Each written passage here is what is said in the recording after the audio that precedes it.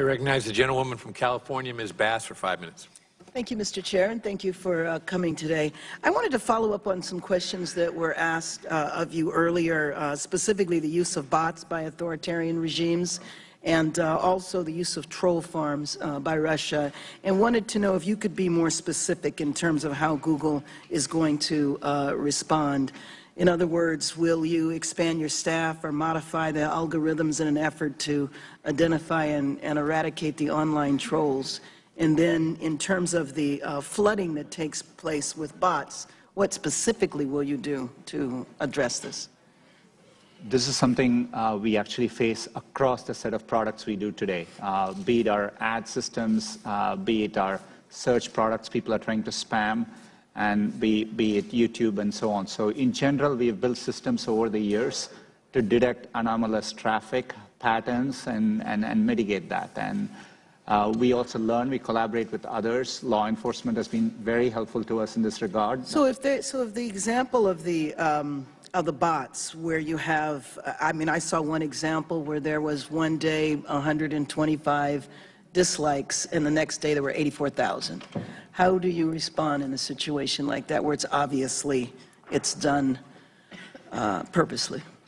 So when we see view count manipulation, manipulation of likes, dislikes, and either we get reports or we detect in our systems spikes in those activities, which which make it clear that it's not humans doing it. We detect it, we treat it as spam or abuse of our systems. So you have staff dedicated to looking at that? Yeah, both. We have our algorithms, AI systems, and manual reviewers, and we are staffing up our manual reviewers significantly over the past couple of years. And so we do it comprehensively across all those things. So anticipating what took place in 2016 happening again, and this is specifically regarding what Russia did to foment racial tensions in the United States, and wanting to know how you are responding to that, where they called for, fake protest, either to get African Americans to turn out to protest something that was fake, or to have white supremacists be ginned up to attack communities of color. So specifically, what is Google doing to respond to that? We mainly saw, with respect to Russia, limited improper activity on our ad platforms. But in general, we are not a social networking company across the products we do. It's an area we haven't done well as a company. So we typically aren't connecting groups of people, and that's not how Google mainly works today.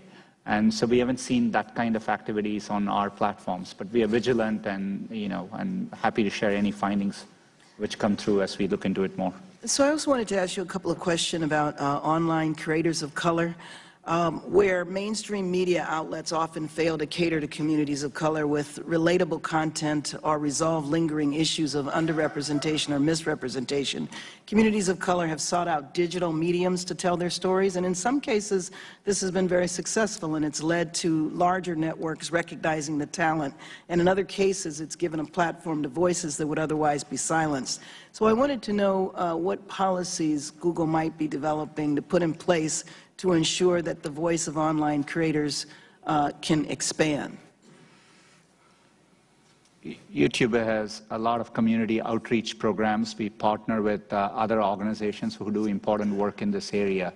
But today, when we look at YouTube, we do see a platform with a very diverse set of perspectives and opinions. It's partly the strength of the platform and the reach it provides to voices. And could I get the information about your outreach, specifically who you do outreach to? That would be very helpful. We'd be very happy to do that. And I yield back my time to Representative Deutsch.